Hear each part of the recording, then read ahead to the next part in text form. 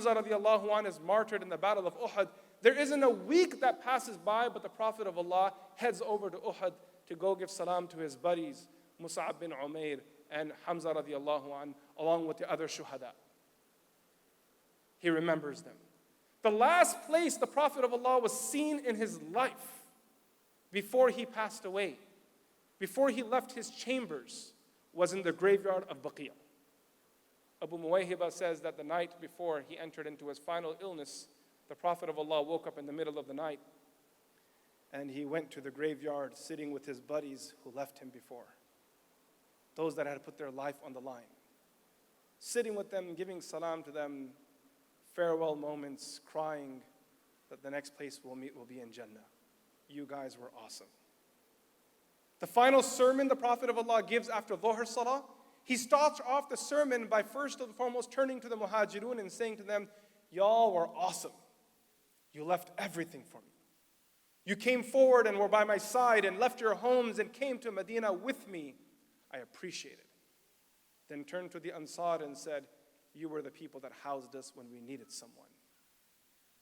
These emotions of loyalty are very deep and important because in reality, it is the only lifeline we have for the hereafter.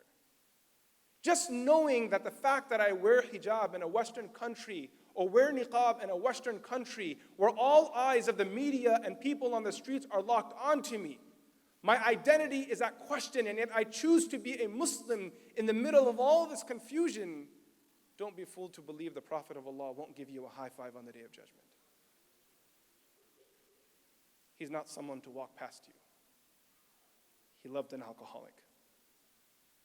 He embraced him. He was a person of empowering. You won't find the Prophet of Allah stomping on other people's identities or who they were. That's what it means to be prophetic.